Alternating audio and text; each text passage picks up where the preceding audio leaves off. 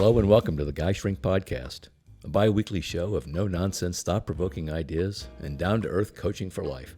I'm Bill Roman, your host here, and we're recording in Cogito Studios in Toledo, Ohio. Yes, the Glass City. In every episode, my guest and I will discuss the stuff that might keep a guy awake at night. You know, ideas, regrets, feelings, fears, and the self-talk that always goes with them. We're going to discuss relationships and family and working careers, friendships, staying the course, leisure time, sports, life philosophy, and many other pertinent ideas worth considering. We all have these ideas rolling around in our heads. My day job is being a licensed counselor and therapist, and most of my practice is working with men who are trying to figure out life's big questions and little annoyances. These conversations, however, are not to be considered clinical advice. That's just not the appropriate format on a podcast. But if you think you might need some guidance in that direction, there's a lot of qualified clinicians out there who can give you just that. I invite you to discover GuyShrink as a kick-ass practical show in the regular lineup of podcasts you listen to. And I'd love for you to drop me a line at bill@guyshrink.com with your questions or comments. Please leave us a review on Apple Podcasts and give us a like and subscribe on YouTube. Thanks for listening. Welcome aboard. Keep moving. And remember, you're not dead, so you can't quit.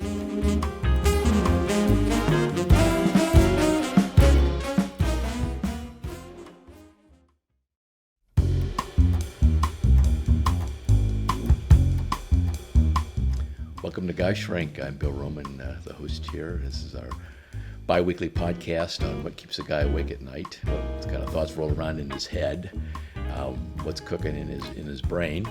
And we're at the Cogito Studios in beautiful Toledo, Ohio, at the Glass City. And Keegan Berner, our engineer, is sitting over there on our side, over on that comfortable chair. I'm going to be with a good friend, known Todd for a long time, Todd Smith, who's a life coach, has a wonderful practice called Enliven Wellness, life coaching. And we'll talk a little bit about life coaching as well. And Todd is a graduate of the good school in Michigan. I had to get that in there, you know. The green one. The green one, yeah, the green one. And is an ardent baseball athlete and has played the ball for probably his whole life. And, of course, we've talked about baseball being the most unique sport in the sports world because it's the only sport that counts error. Mess-ups as part of the game. Yeah, failure is expected. Failure is expected and noted as well, which is probably a wonderful idea about life as opposed to can't make any mistakes. So, Todd, welcome to GuyShrink and to our little studio here. And so I like to begin with every time I talk to an interviewee, a guest, with what keeps you awake at night? Well, first of all, I want to say, long-time watcher, first-time visitor. Okay, good.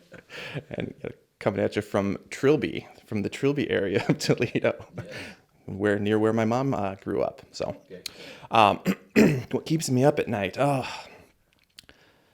I guess the thing, I fall asleep, great at night. It's when I wake up, when you wake up in the middle of the night, got to go to the bathroom, try to go back to sleep. What is it that's right there?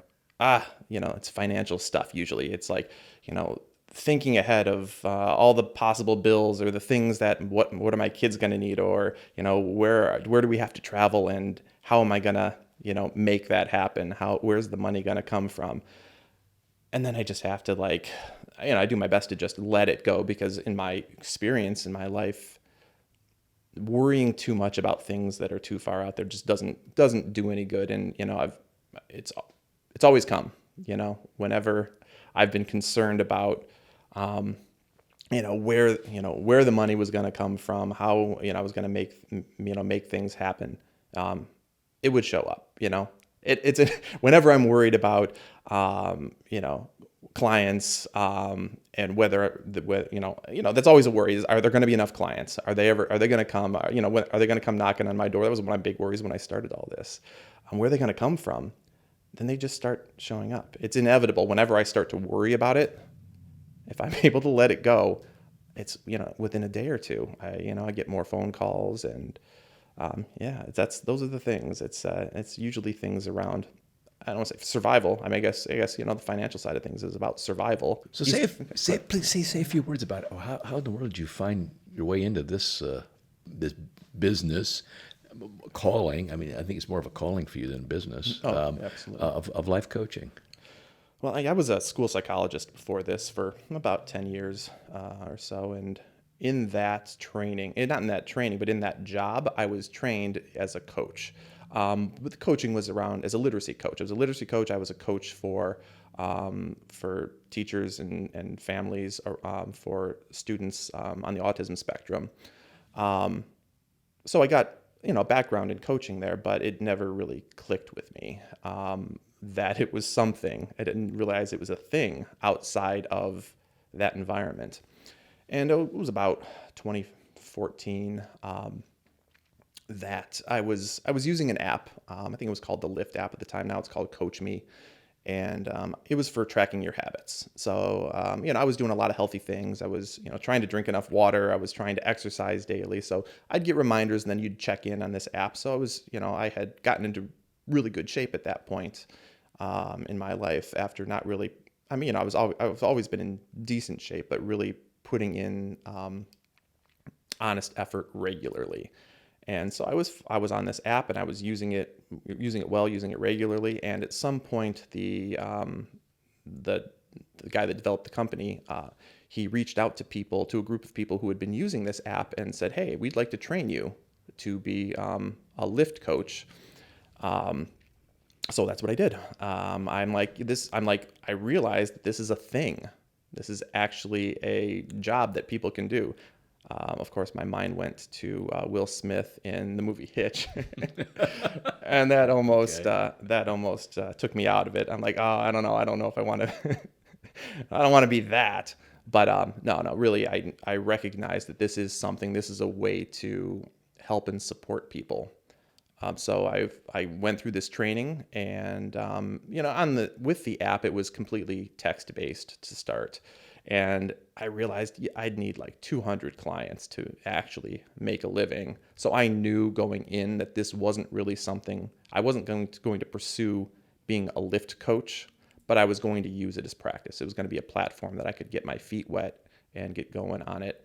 So I really focused my efforts on developing my own practice at that point.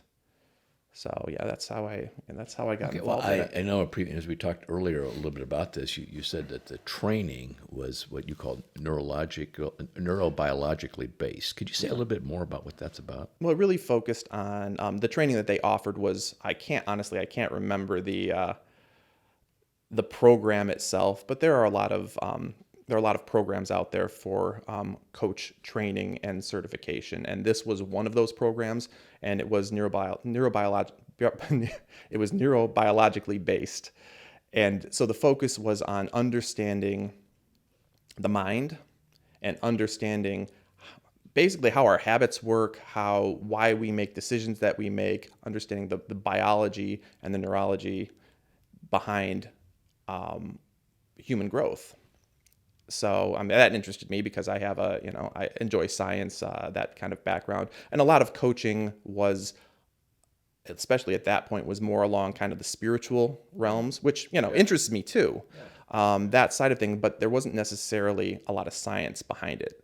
So that was kind of the space I wanted to occupy, is kind of more scientifically backed coaching, as opposed to just like law of attraction, believe it and you'll see it, because that's a big part of the space. So okay.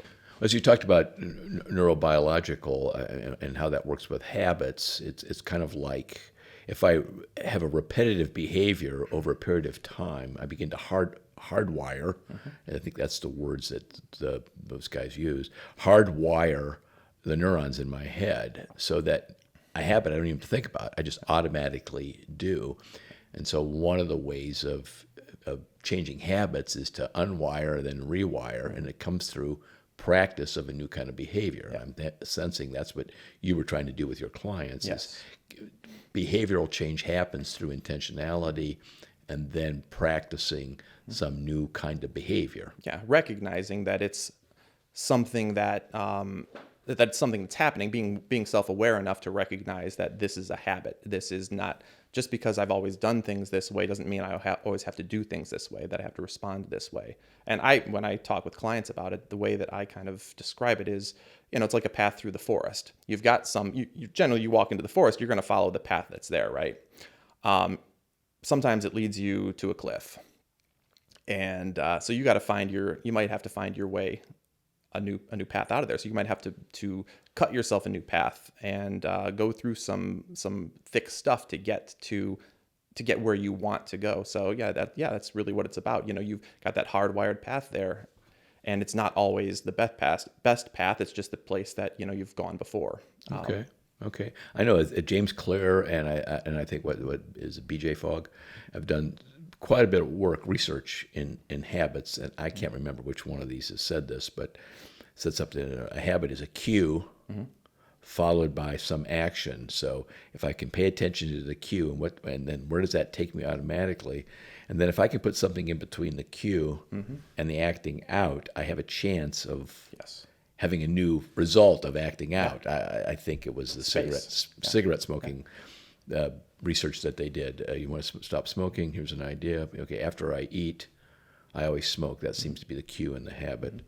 And so they begin thinking in terms of what can I put in between the cue. After I eat, I'm going to smoke. And they discovered that, of all things, brushing your teeth. After I eat, I'm going to brush my teeth, and then I'm going to go smoke. And it was kind of surprising to see that a number of people who decided, I don't need to do that anymore. But they arrested the acting out because they put something in the middle between the cue and the acting out. And that's often where mindfulness comes in, is to have that space between that cue and that action. And sometimes just allowing yourself a moment to make a decision as opposed to just following the path, the hard wire. Okay, so what you're saying is, I think what I'm hearing you say in part of your coaching practice is that you try to help clients, I call it, slow down their reactivity. Yes. And their automatics. Yes, I like that. I like that because sometimes mindfulness takes people to another place. Mindfulness, like to talk about breathing a lot and not necessarily go to meditation. But I do think there's a lot of value in it. But it allows you to slow down that process. I know in some of my conversations with people, when you think mindfulness, you can kind of see their eyes glaze over because they're going to say, now you're going to talk to me about religion. No, not at all. But just paying attention, and is there something you can do deliberately to stop your automatics and see what happens? Yeah, absolutely. Okay. So you said, I don't tell people what to do. I invite people to consider doing something differently on their own and seeing what happens, and then if they like the results, to keep doing that. Yeah, I mean, I think of it as an experiment, kind of an experiment with life. What are some things you could try? The funny thing is, often a client will come to me, and I've actually had a couple of clients say this. I came to you, I wanted you to tell me what to do, and this one in particular I'm thinking of, he's like, then I realized that won't help me. You telling me what to do won't help. I have to kind of go through this with your support. You might give me ideas. You might share some ideas of, things you've seen people do, things that you do, but ultimately I have to make that decision on what will work best for me. So that's one of I think the valuable things is we can kind of imagine, talk through what are some options here. What might happen if you try this? What might happen if you try this? All right, well, what do you want to try here? What's something you'd like to throw out there and to change this circumstance? Let's do it this week. Let's try it this week, and next week we'll talk about it and see what you noticed about what happened when you started changing the way that you address this situation. All right, well, how did that go for you? Next week, it's how did it go for you? I love the Dr. Phil question. So how's that working for you? Yeah. That's good. So I'm a potential client, and I see your name. I give you a call. What can I expect from you when I show up at your office or wherever we're going to meet? What's a Todd coaching consultation look like? Well, pretty much it looks like I want to understand what it is. First of all, what made you pick up the phone? What made you schedule that consultation? What was happening in life at that moment that you decided I really need to do this? That's kind of the first thing I want to understand. But I don't want to dig too deep into the problems. I don't like to spend a whole lot of time on the problems. I like to spend time on the vision. Okay, now what would it look like in a year from now if you're doing all the things that you want to do, if your life is exactly like you want to see it? What's it going to look like? Explain that to me. Let's kind of get a really clear picture about this. And that kind of really helps to kind of trigger the excitement that gets things moving. Now, the excitement only goes so far. A little bit more important, I mean, I love the vision, and I really do love the emotion, bringing emotion into it, which is hard for people, especially in a consultation. Oftentimes it'll take, a few sessions to develop a level of trust where there can really be that vulnerability to bring the emotion in. But I want to get at least started in the consultation. But then I like to bring in some dissonance, because that's really what moves people. I mean, people don't make big changes when their life is great. It's just, that's when we coast. That's when we just kind of go with the flow, right? It's when things are difficult that we actually make change. I mean, I think that's how we're wired to respond to adverse circumstances. To keep us, I mean, that's just to stay alive, right? We have to respond to adverse circumstances so we can keep on going. So I do like to bring in that bit of dissonance to really kickstart the process. So after we have a picture of this vision, okay, where are you now? Let's go back to the reason you picked up the phone. What's the first thing we can do here that will start moving you in the right direction? And choosing goals that aren't too easy, but aren't, we don't have to go to that vision right away, because oftentimes that vision is something that, may feel unattainable. But that's where I want them to go. I mean, I want them to get something out there, but then we can back it down to something that's, all right, but what's a stretch from where you are right now?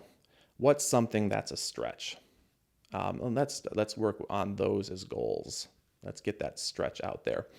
And then from that, so it's like long-term planning, kind of medium-term goals, and then what's our short-term action plans? What is something that in a week that you can accomplish that is in line with that long-term and those medium-term and long-term goals?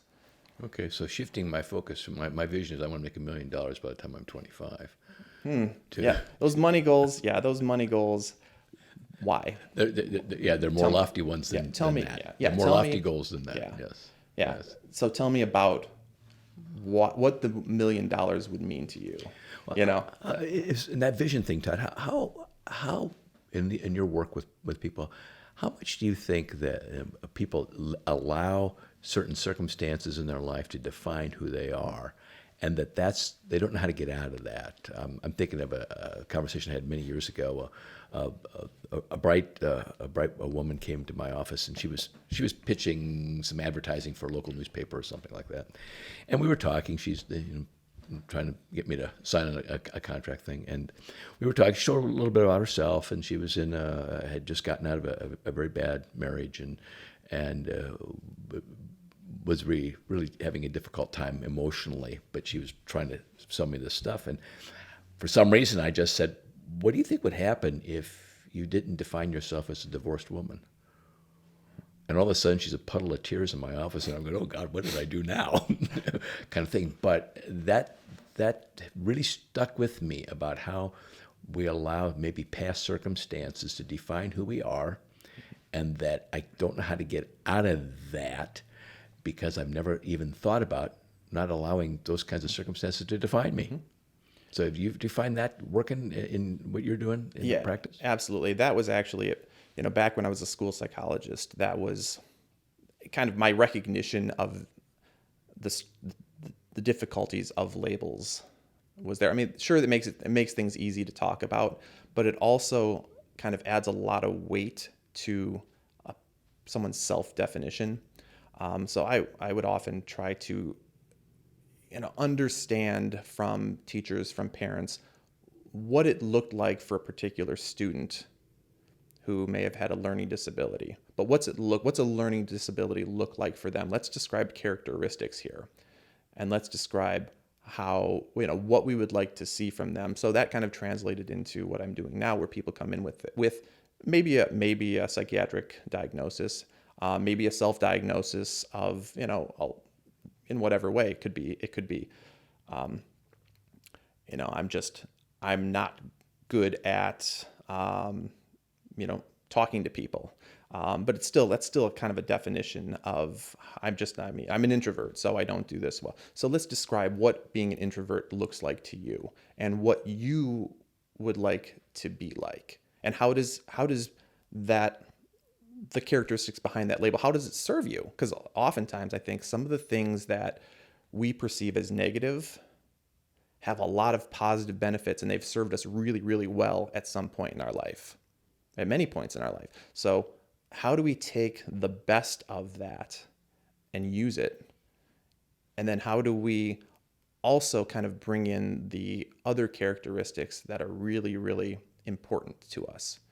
What are our strengths? How do we utilize those strengths? What do they look like in our everyday life? And how do we exemplify them? You remind me of one of my favorite sayings that I stole from somebody, that diagnosis is an impediment to insight. That I got this label, whatever it might be, and that's kind of my self-identity, and I don't know how to, it served me well. It's almost like a habit. Certain habits, survival habits, whatever, have served us well in a context. Mm-hmm. That context is long gone, but we still have the habit. Mm-hmm. Yeah. And if I can begin to recognize that its usefulness is more detrimental than it's useful anymore, mm-hmm. that I could maybe begin to discard that and unwire it and then rewire it to something new. But I really like what you're saying about how defining myself in a certain kind of way can really be problematic in the long run. It thwarts me from growing. And I sometimes see with people that they protect that part of themselves.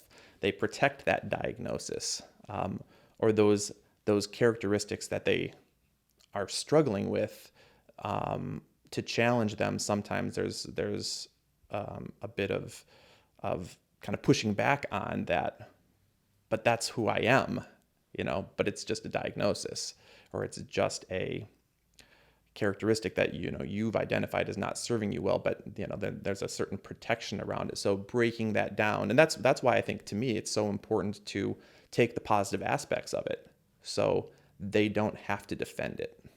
They don't have to defend some of those things that are, I guess, troublesome for them, because they can keep the parts of it that are beneficial.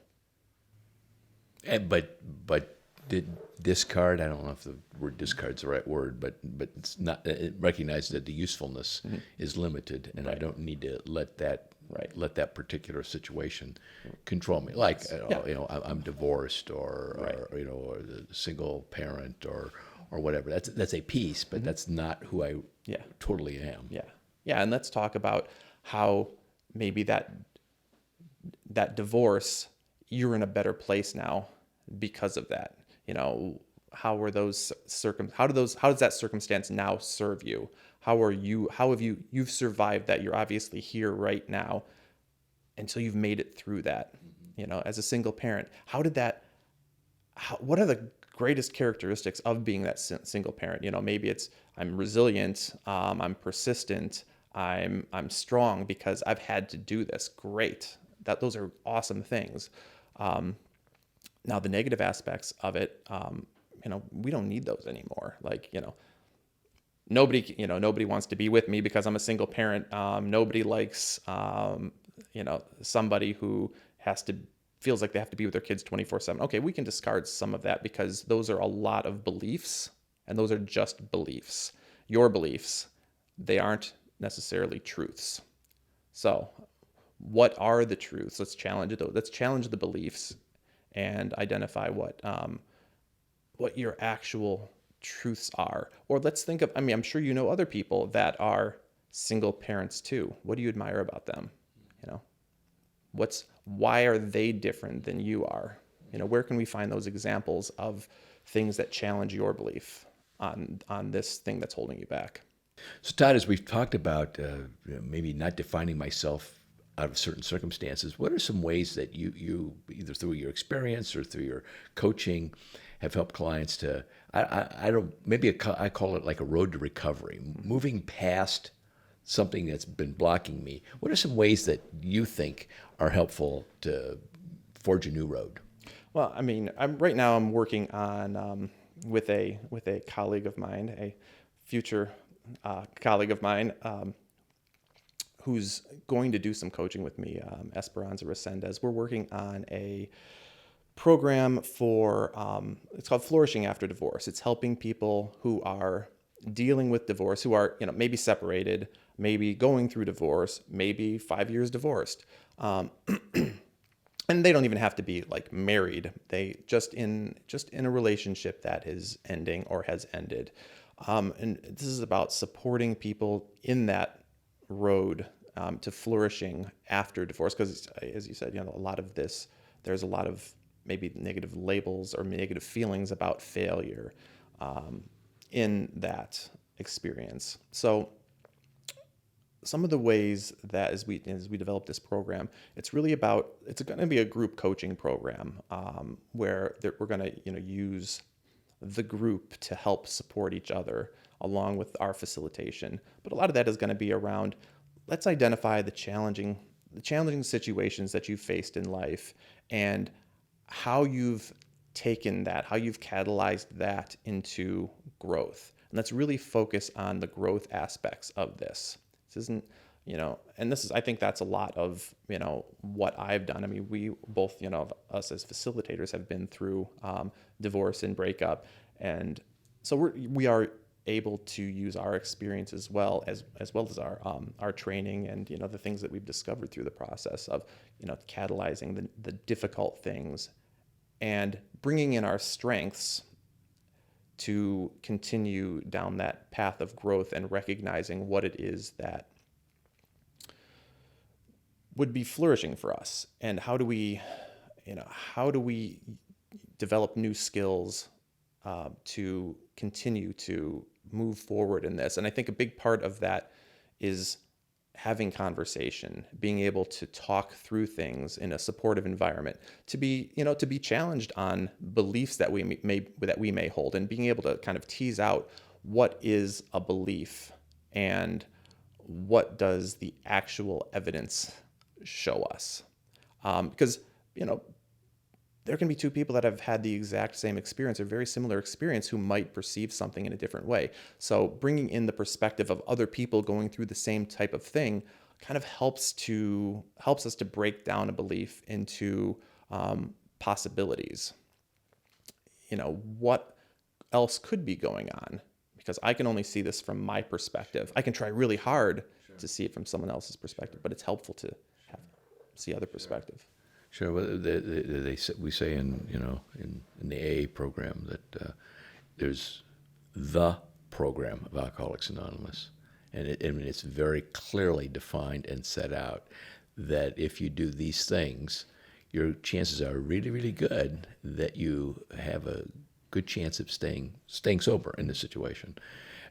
But they call it steps. They're steps. There's things to do, which is really important. It's more than just, I hope I'll feel better about my situation. Is actually, here's things to do to move in that direction. Making hope a reality. Mm-hmm. Hope is really the result of an action, not just wishful thinking kinds of things.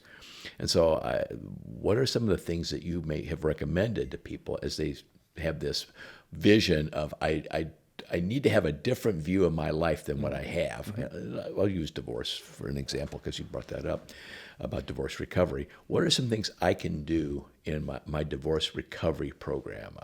In working with guys that are struggling in AA, it's what's my plan for sustained sobriety?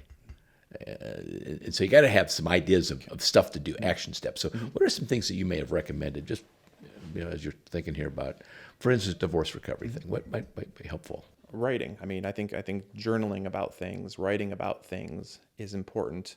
I mean, I think there are a couple of ways that journaling can be helpful. One of the ways is writing things to get them out of your head.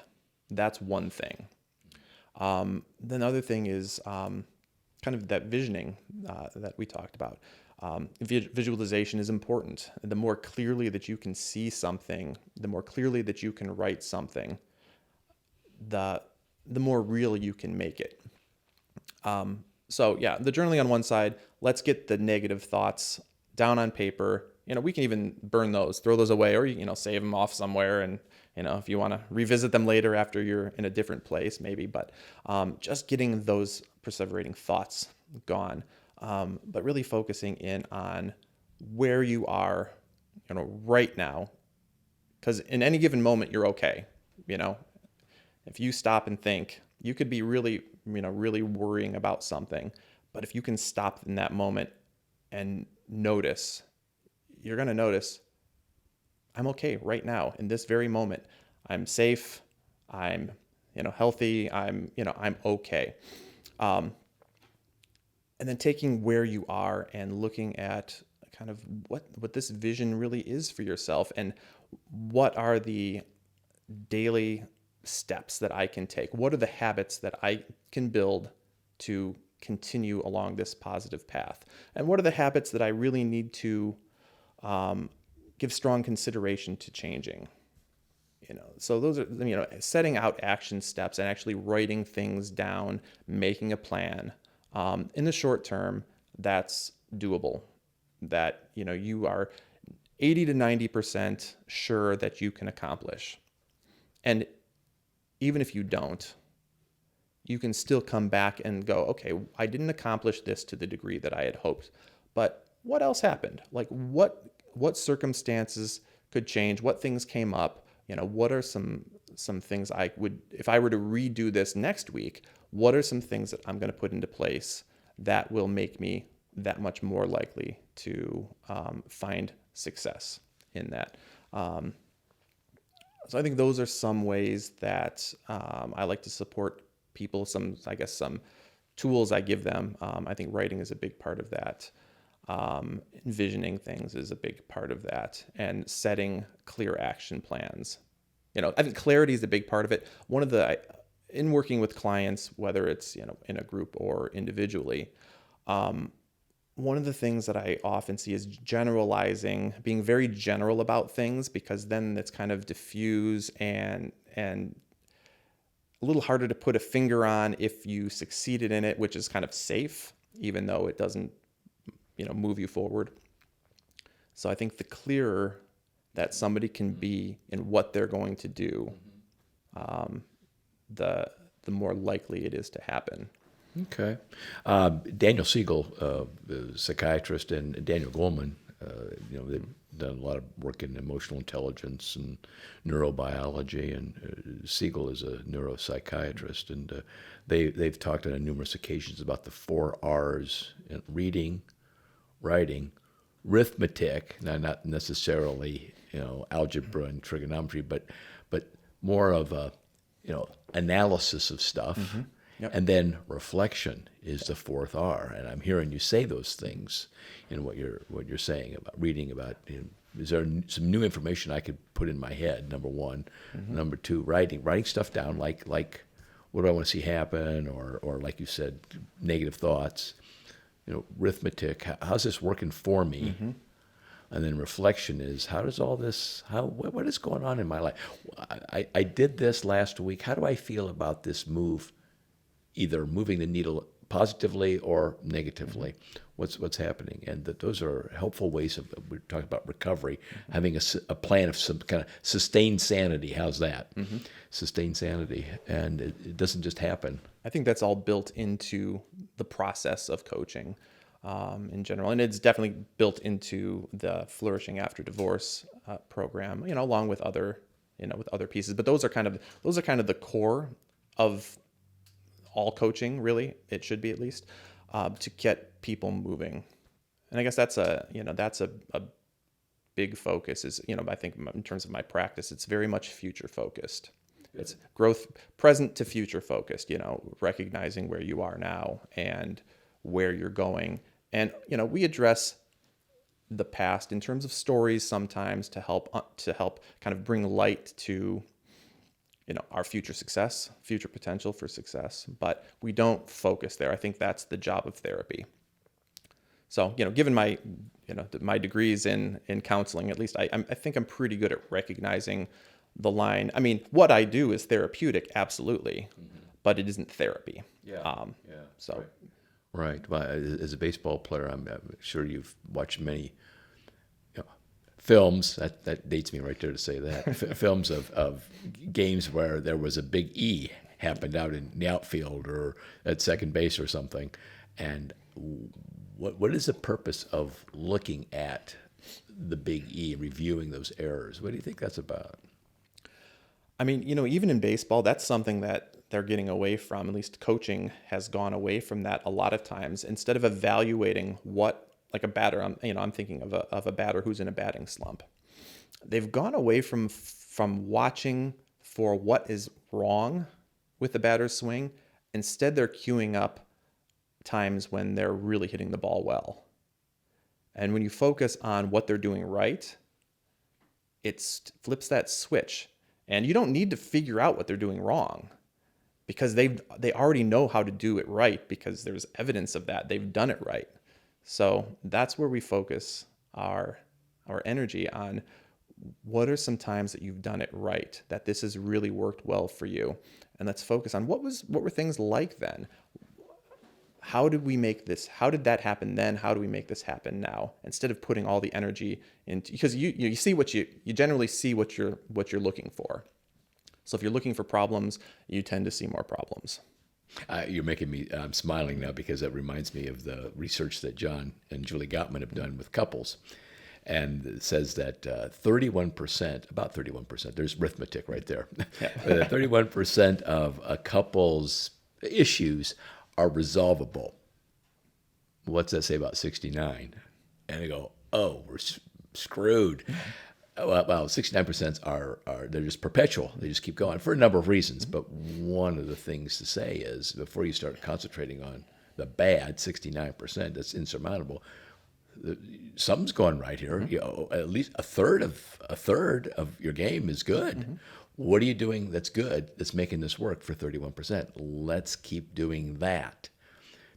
Create that positive energy. I think they call it positive sentiment override. And that's what you're telling me that we're doing with baseball batting. Mm-hmm. Yeah. And coaching in general, I think, is often going to that, coaching in terms of the sport. And I think that's the backbone, basically the backbone of coaching. Yeah.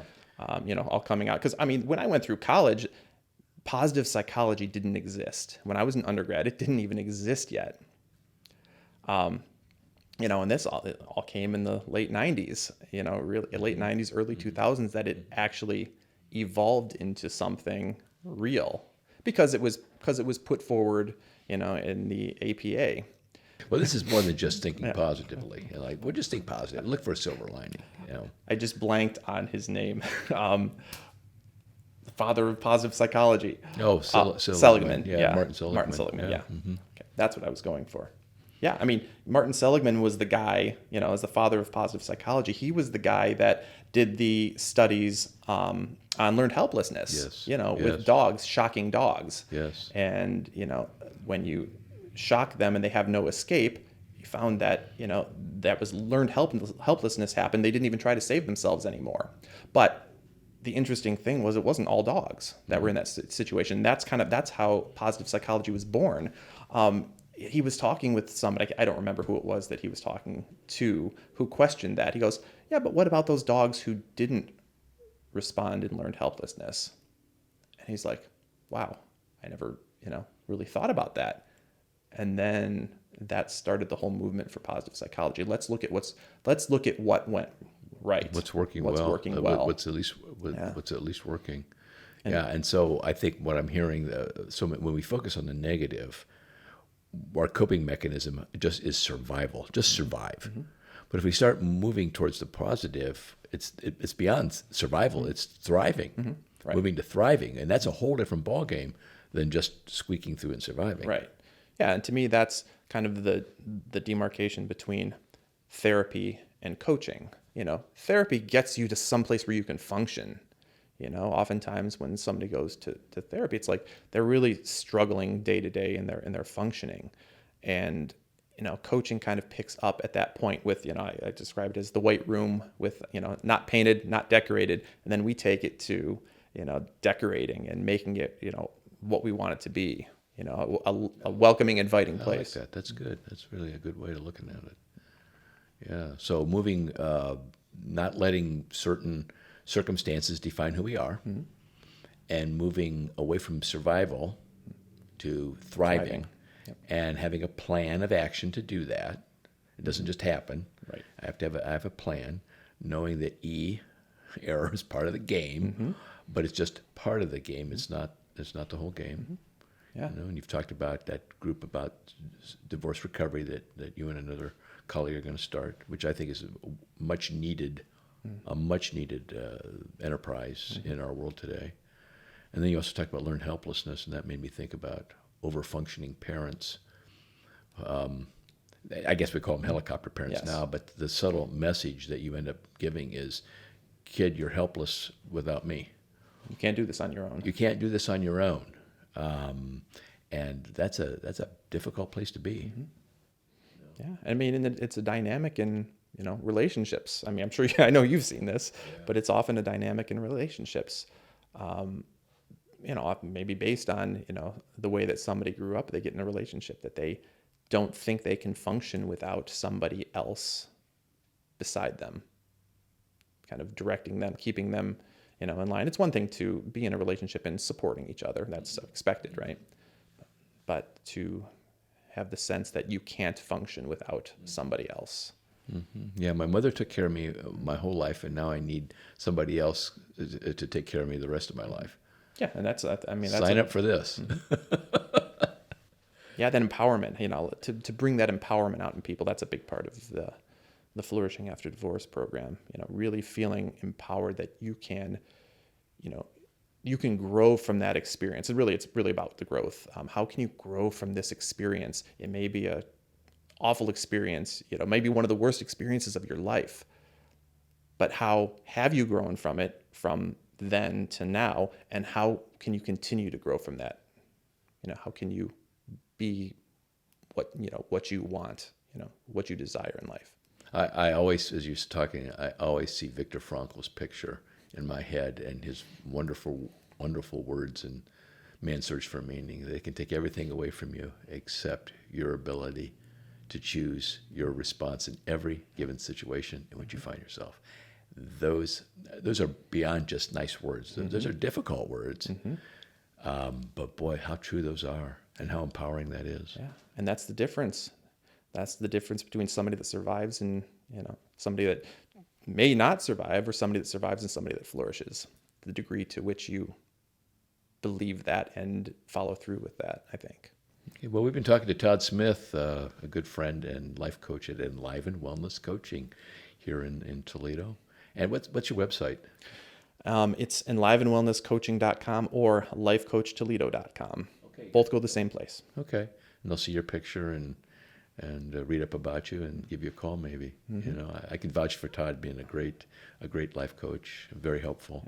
And Enliven Wellness Coaching on Instagram, Enliven Wellness on Instagram, Enliven Wellness Coaching on Facebook. Good deal. Well, as we kind of wrap things up, Todd, I always ask my guests, what would be like 15-second elevator speech? What words of wisdom do you have for the people, our guests that are our listeners today who are listening in, guys and gals? What might be a few words of advice? What do you think? I guess my words of advice are